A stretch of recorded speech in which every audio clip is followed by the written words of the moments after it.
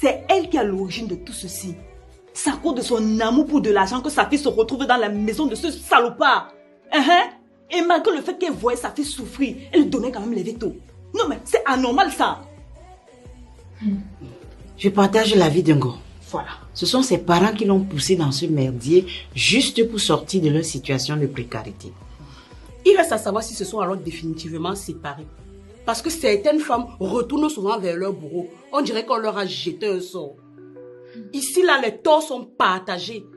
À la première gifle, tu aurais dû partir ou porter plainte. C'est facile de refaire sa vie. Certaines personnes résistent de peur de retourner au domicile familial. Déjà que ce sont ses parents qui l'ont poussée à ce mariage. Vous pensez qu'ils vont l'accueillir facilement à la maison?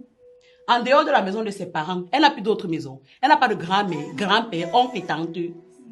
Et qui vous a même dit que c'est en vivant avec les gens qu'on est forcément heureux? Elle pouvait reconstruire sa vie toute seule. Oh, maman, regarde. Donc tu penses que c'est tout le monde qui est heureux seul, sans mari, sans famille. Hey. Dembe, bien sûr qu'il y en a. Regarde-moi par exemple.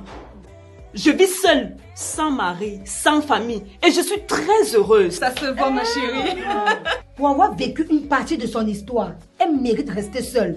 Attendez, qui vous a dit qu'on est obligé de vivre avec des gens pour être heureux? Je suis dépassée. Mais le regard des autres alors? Quel regard des autres? Ça quoi ils voient? Si tu veux vivre sous le regard des autres, tu ne vas jamais avoir une vie heureuse. Les gens auront toujours quelque chose à dire sur ta vie. Exactement. Tu n'es pas d'accord pour moi? C'est bon, les dames. C'est bon. Ce n'est pas la guerre. Unité les divorcés. Rien ne sera plus comme avant. Unité les divorcés.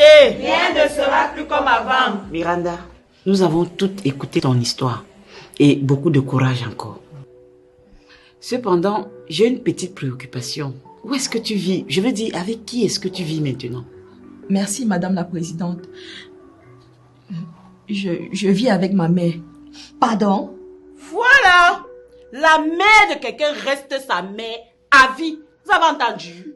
Vérité. Maman. Donc après tout ce que tu as subi à cause de cette femme, tu as quand même eu le courage de porter tes pieds pour aller vivre avec elle. Ingo.